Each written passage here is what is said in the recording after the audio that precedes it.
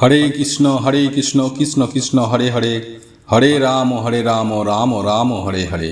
নমস্কার বন্ধুরা, সুখের চাবি চ্যানেলে আপনাদের সকলকে জানাই স্বাগত। আমি আশা করি আপনারা সকলে ভগবান বা ঈশ্বরের কৃপায় ভালোই আছেন, সুস্থ আছেন। বন্ধুরা, আপনারা যদি লাইভে কিছু শিখতে চান বা জানতে চান তাহলে চ্যানেলটি সাবস্ক্রাইব অবশ্যই করুন। বন্ধুরা, বেদ পুরাণ ও গীতাতেও উল্লেখ করা আছে যে এই পবিত্র চৈত্র মাসে এই খাবারটি খেলে শরীরে কোনো রোগ হয় না, তথা যে সকল মানুষেরা রোগগ্রস্ত হয়ে আছে বা নিত্যদিন রোগ ব্যাধির মধ্যে ভুগছেন তারাও সমস্ত রোগ থেকে সুনিশ্চিতভাবে রেহাই পাবেন। জীবনে সুখ শান্তি সমৃদ্ধি থাকবে। এক কথায় বলতে গেলে আপনারা সারা জীবন রাজার হালে থাকবেন। বন্ধুরা, আমরা প্রত্যেকেই সুস্থভাবে নীরব থেকে দীর্ঘদিন বাঁচতে চাই, কিন্তু বর্তমান দিনে কতজনই বা এই বিষয়টি আমরা পারি?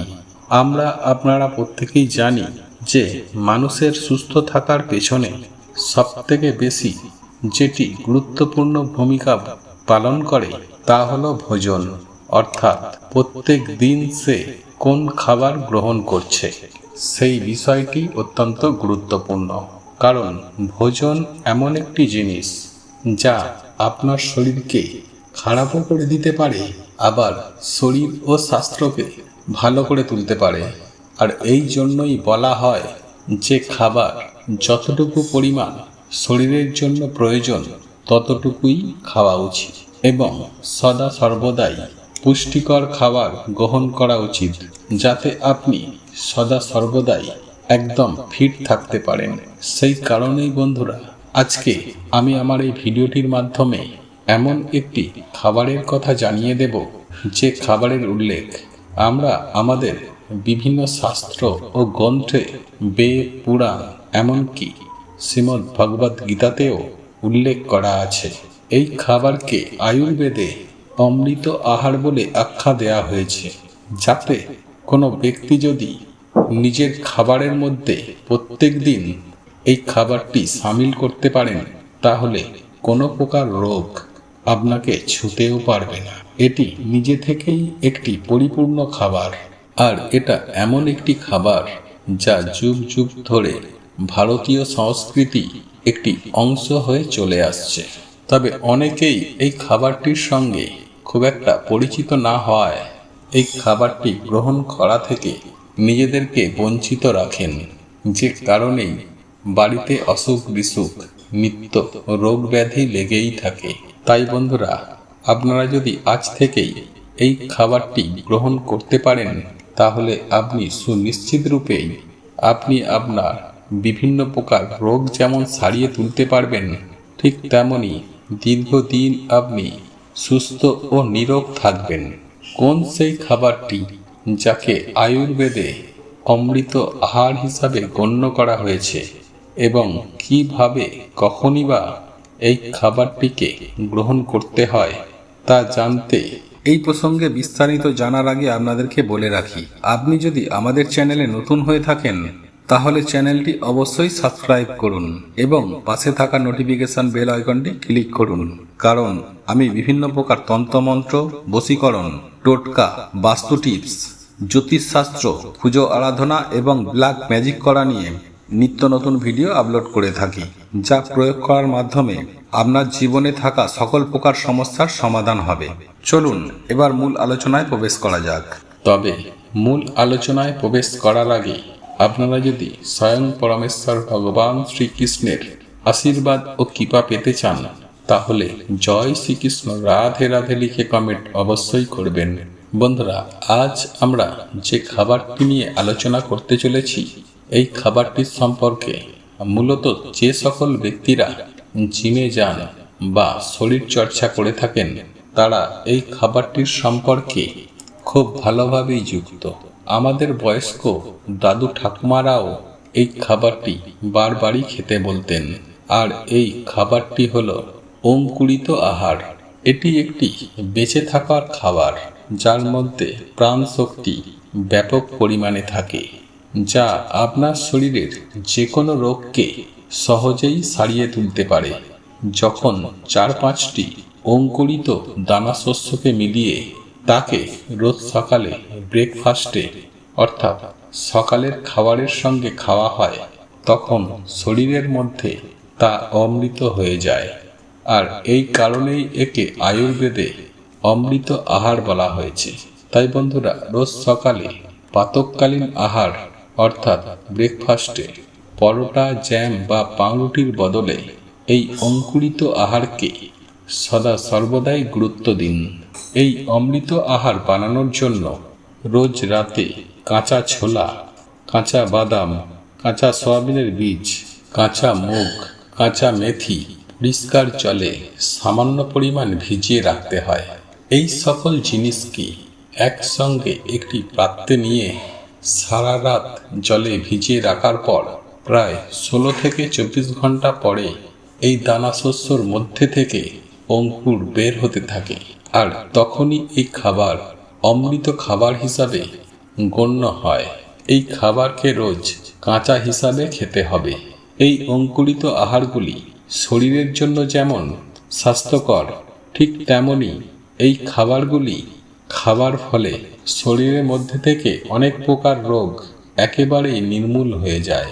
আপনি এই সকল অঙ্কুরগুলিকে একসঙ্গে মিশিয়ে নেওয়ার বদলে যে দানা শস্যর অঙ্কুরগুলি আপনার বেশি পছন্দ, শুধুমাত্র সেগুলোকেও আপনি খেতে পারেন।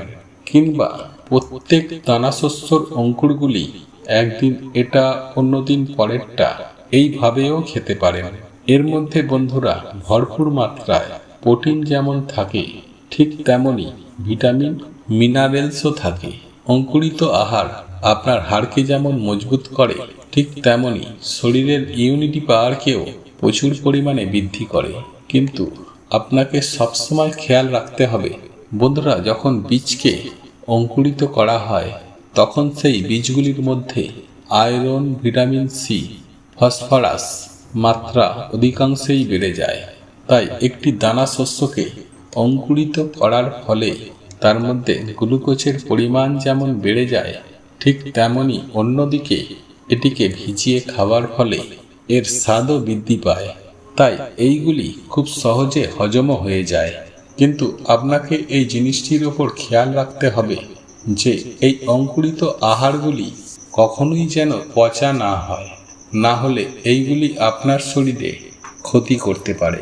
তাই বন্ধুরা, এই অঙ্কুরিত আহারকে রোজ সকালে নিজের প্রাতঃকালীন আহারে বা ব্রেকফাস্টে নেওয়ার ফলে এতে অনেক মানুষের অনেক লাভ হয়েছে। কিন্তু এইগুলিকে খাওয়ার বেশ কিছু নিয়ম রয়েছে। যেমন অঙ্কুরিত খাবারগুলিকে সবসময় কাঁচা খাওয়া প্রয়োজন। এগুলিকে রান্না করে খাওয়ার ফলে এর উপস্থিত অনেক কিছু গুণাগুণই নষ্ট হয়ে যায়। কিন্তু আপনি যদি চান এই কাঁচা অঙ্কুরিত আহারের মধ্যে কিছুটা পরিমাণ টমেটো কুচি বা লেবুর রস অবশ্যই মিশিয়ে নিতে পারেন। বন্ধুরা, যদি কোনো বৃদ্ধ মানুষ হয়ে থাকে যাদের এই কাঁচা অঙ্কুরিত আহারগুলিকে চিবোতে অসুবিধা হয়, তাহলে সেক্ষেত্রে সামান্য পরিমাণ এই অঙ্কুরগুলিকে সিদ্ধ করেও তারপর দিতে পারেন। বন্ধুরা, এই অঙ্কুরিত শস্যগুলির মধ্যে অনেক প্রকার নিউট্রিশন থাকে। এগুলি antioxidant, vitamin A, B, C এবং ডি এর দ্বারায় ভরপুর হয়ে থাকে। অ্যান্টিঅক্সিডেন্টের ফলে এর ইমিউনিটি সিস্টেম অত্যন্ত ভালো হয়। আবার অন্যদিকে ডাইজেশন অর্থাৎ হজম শক্তি যথেষ্ট স্ট্রং হয়। এরই সাথে ক্যালসিয়াম ও ম্যাগনেসিয়ামের মতো গুণাগুণও থাকে, যা আপনার শরীরের জন্য খুবই উপকারী। স্মোকিং অর্থাৎ ধূম্রপান, অ্যালকোহলের মতো অভ্যাসকেও ছাড়ানোর জন্য এটি অমৃতর মতো কাজ করে। এমন মানুষ যদি রোজ অঙ্কুরিত আহার গ্রহণ করে থাকে, তাহলে তার খারাপ অভ্যাসগুলিও খুব তাড়াতাড়ি ছেড়ে যাবে। আবার অন্যদিকে এগুলি রোজ খাবার ফলে অ্যানিমিয়া, ওজন বৃদ্ধি ও পেটের একাধিক রোগ থেকে মুক্তি পাবে। অঙ্কুরিত আহার আপনাকে মোটা হওয়ার হাত থেকেও বাঁচাবে এবং ওজনকেও নিয়ন্ত্রণ রাখে। এবং ডায়াবেটিস রোগীদের ছোলা ও মেথি দানাকে একসঙ্গে ভিজিয়ে রেখে অঙ্কুরিত করে খাওয়া উচিত। এমনটা করার ফলে এই সমস্ত রোগের দ্রুত আরোগ্য লাভ হয়। এরই পাশাপাশি যে সকল মানুষের হৃদরোগ বা হার্টের রোগ রয়েছে তাদের মুগের দানা ভিজিয়ে রেখে অঙ্কুরিত করে তা গ্রহণ করা উচিত। বন্ধুরা, এই অঙ্কুরিত অমৃত আহার যে কোনো ব্যক্তি গ্রহণ করতে পারেন। এতে কোনো প্রকারের ক্ষতি হয় না, বরং এতে শুধুমাত্র লাভই লাভ হয়। এটি এমন একটি আহার যা অনেক রোগের সমাধান করে। বন্ধুরা, আমি আশা করছি আপনারা বিষয়টি ভালোভাবে বুঝতে পেরেছেন। বন্ধুরা, ভিডিওটি এখানেই শেষ করলাম। বন্ধুরা, এই ভিডিওটি যদি আপনাদের পছন্দ হয়ে থাকে তাহলে ভিডিওটি লাইক করুন, কমেন্ট করুন এবং বন্ধুদের সাথে শেয়ার অবশ্যই করুন। মনে রাখবেন, আপনার একটি শেয়ার অনেক মানুষকে উপকৃত করতে পারে। এবং আপনি যদি নতুন হয়ে থাকেন তাহলে চ্যানেলটি অতি অবশ্যই সাবস্ক্রাইব করবেন এবং পাশে থাকা নোটিফিকেশন বেল আইকনটি অন করে রাখবেন এইরূপ নিত্য নতুন ভিডিও সবার আগে পাওয়ার জন্য। ভগবান বা ঈশ্বর আপনার মঙ্গল করুক। আপনারা ভালো থাকুন, সুস্থ থাকুন।